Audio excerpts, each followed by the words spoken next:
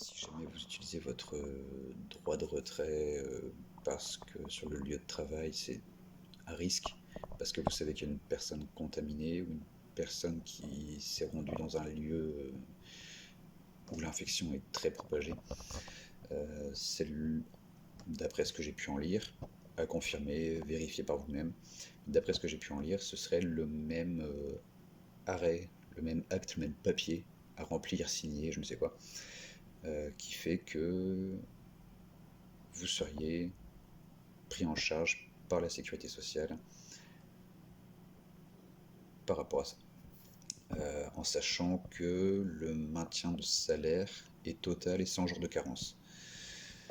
Contrairement à un arrêt maladie classique où vous avez de la carence.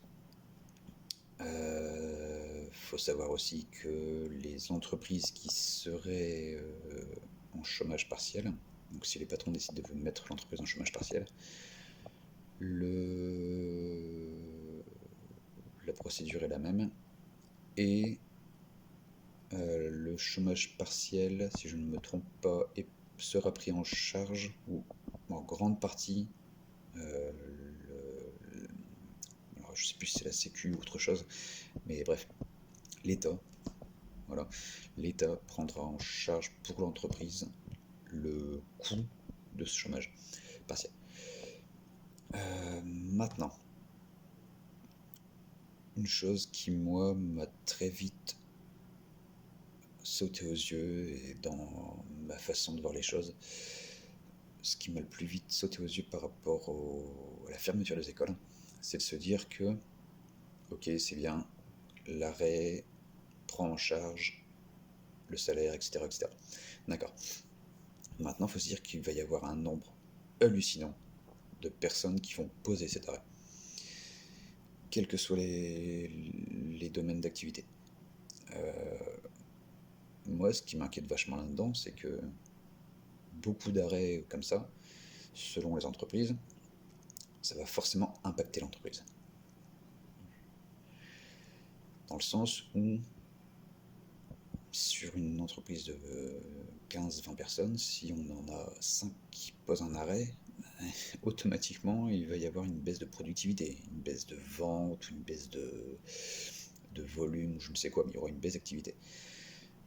Ce qui va forcément, à un moment ou à un autre, entraîner des pertes pour l'entreprise, qui est déjà touchée en plus par une situation économique complexe, qui va potentiellement perdre des clients, qui va potentiellement avoir des complications, les retards de paiement par rapport à l'URSSAF, etc. On s'en fout un petit peu parce que apparemment les entreprises auraient le droit à un report de paiement par rapport à ça. Tant mieux, mais ça fera pas tout. Donc maintenant, ça c'est sûr et certain, tout ce qui sera chômage technique ou arrêt maladie par rapport à ça, ça va automatiquement impacter les entreprises, d'un point de vue économique sur le moyen terme. Donc ça c'est une chose. Là on parle des écoles, mais maintenant moi je me pose la question quand même, c'est qu'est-ce qui va se passer par rapport à tout ce qui va être club sportif. Un club sportif, c'est quand même en moyenne entre 10 et 30 personnes qui font le sport, en zone généralement assez restreinte, confinée. Il y a une partie de sport en extérieur, mais il y a beaucoup de sport intérieur, il y a beaucoup d'activités sportives en intérieur assez restreintes. J'ai pas réussi à trouver pour l'instant d'articles ou de documents ou d'annonces qui parlaient de ça. Donc, à voir ce qui va se passer par rapport au club de sport qui, pour moi, aurait été logique. Enfin, en toute logique, pour moi, ça aurait dû être en même temps que l'annonce pour les écoles, quoi. On ferme les écoles, ben on ferme les clubs de sport derrière, sachant que les gamins font quasiment tous une activité le mercredi, le samedi ou quoi. Voilà, et beaucoup d'enfants font du sport en club où il y a 15, 20, 30 gamins en même temps avec eux dans une salle qui est plus ou moins aussi étroite qu'une salle de classe selon les trucs. Donc à voir ce qui va se passer par rapport à ça. Maintenant, moi, la question que je me pose aussi par rapport aux écoles, c'est que selon président, toutes les personnes qui travaillent dans le milieu médical, infirmiers, médecins, etc., etc., etc., sont apparemment couverts à ce niveau-là. Ils devraient avoir une aide pour la garde des enfants. J'ai entendu 2-3 trucs déjà dans la matinée, comme quoi très peu y croient. C'est leurs opinions, la mienne à ce niveau-là elle est assez neutre dans le sens où j'en ai strictement aucune idée de ce qu'il va faire, est-ce qu'il va le faire, est-ce qu'il le fera pas, je sais pas et j'ai envie de dire je m'en fous un petit peu. Par contre, là où je me pose la question, c'est pour tous les autres corps de métier, les domaines où une rupture d'activité serait assez pourrie. Est-ce que les agents qui bossent en centrale électrique, EDF, est-ce que les personnes qui s'occupent de la gestion des réseaux de gaz, d'eau, les communications, tout ça, eux, ça va donner quoi? Est-ce qu'ils pourront tous travailler en télétravail? Je pense pas. Il y a de la maintenance manuelle, mécanique à faire. Ils ont des enfants, peut-être pas tous, mais voilà quoi. C'est une généralité quand même. Ça va se dérouler comment par rapport à eux? Est-ce qu'il va y avoir des problèmes dans ce style-là? Donc après c'est pareil, on peut élargir sur beaucoup de domaines. Les supermarchés. Bah, la caissière a peut-être deux trois gosses aussi, elle a peut-être plus envie d'être avec ses enfants chez elle, à être sûre qu'ils soient en sécurité avec elle, plutôt que de les laisser à n'importe qui parce qu'elle aura choisi nounou à l'arrache sur le bon coin. Les stations-service, voilà, on peut extrapoler un petit peu à tous les domaines. Mais des domaines où là, du coup, on se dit, ouais, ça commence à puer un petit peu. On fait comment si on n'a plus toutes ces choses-là? Perso, EDF en moins et les, les réseaux internet en moins, bah déjà je pourrais pas vous faire la vidéo, entre autres. Je pourrais plus me renseigner ensuite. Ah voilà quoi, il y a beaucoup de choses comme ça où ça pousse, ça force à se poser la question. Faut espérer qu'il y aura des aides par rapport à ces personnes-là et par rapport à ces domaines-là. Vraiment espérer. Ensuite, la troisième partie, ça va être d'enquête sur le virus en lui-même, le Covid, avec sa dangerosité et puis les conséquences qu'il pourrait avoir.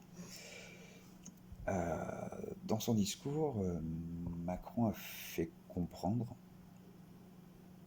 enfin en tout cas moi j'ai ressenti comme ça, qu'il fallait pas céder à la panique, ce qui est tout à fait logique et chose que je vous conseille et vous pousserai à faire au maximum, ne surtout pas paniquer. Mais malgré tout, il a bien fait comprendre qu'il fallait prendre conscience que c'était pas un pet de travers, quoi. Voilà, c'est un truc qui est quand même assez important malgré tout. Pour fermer toutes les écoles de France, faut quand même se dire que c'est un truc que j'ai même pas réussi à trouver de date pour l'instant de quand ça a été fait la dernière fois, quoi. Donc pour en arriver là, si réellement c'est une petite grippette ou si c'était quelque chose de si bénin que ça, je suis pas convaincu quand même qu'il aurait pris le risque de faire ça, sachant toutes les conséquences économiques que ça peut amener. Ça me paraît assez gros, enfin suffisamment dangereux pour qu'ils prennent ces décisions-là. Après, il faut se dire aussi que malgré tout, ça reste un virus. Donc un virus, il n'y a personne qui est immunisé de base, de naissance, je veux dire. Donc c'est comme la grippe, quoi. Il y a même eu certains cas d'ailleurs où des personnes vaccinées avaient quand même attrapé le virus de la grippe saisonnière. Pour moi, au jour d'aujourd'hui, étant donné qu'il n'y a pas encore de virus, il n'y a pas de raison qu'on arrive à passer à l'as et que d'un seul coup, paf, il y en ait un qui a une immunité contre le Covid. Euh, Maintenant, comme je l'ai dit tout à l'heure, il y a pas mal d'articles à prendre avec les pincettes toujours, parce que j'ai pas eu plus de chiffres précis pour l'instant, de rapports officiels, mais il y a pas mal d'articles qui indiquent que l'âge médian aurait donc baissé de 10 à 15. Sachant par contre que donc ce vendredi 13 dans l'après-midi, une personne, un homme de 38 ans, alors par contre je ne sais pas s'il y avait des complications, des antécédents médicaux, s'il avait des problèmes pulmonaires ou cardiovasculaires ou je ne sais quoi, mais un homme de 38 ans donc est décédé cet après-midi dans la Marne. Donc déjà, d'un point de vue âge, on n'est pas au papy de 70 ans qui est grabataire et qui a deux doigts de claquer. On parle d'un mec de 38 ans. Il faut commencer à essayer de le voir un peu différemment, je pense. Sachant qu'il y a beaucoup de médecins, beaucoup de scientifiques, beaucoup de professeurs émérites qui sont écoutés et respectés dans le domaine médical, qui commencent à changer d'avis et à dire ah bah finalement on s'est peut-être un peu trop avancé, on a peut-être donné des informations sans être trop sûr, c'est peut-être plus dangereux, plus compliqué qu'on ne le pensait. Ça reste pareil, on nous dira ce qu'on a besoin d'entendre et ce que les gens veulent entendre, mais sans les faire paniquer. Donc la vérité, on n'en aura pas la certitude pour l'instant. Peut-être même jamais. Maintenant, moi, ce qui continue de m'inquiéter, ça reste la trop grande confiance des gens.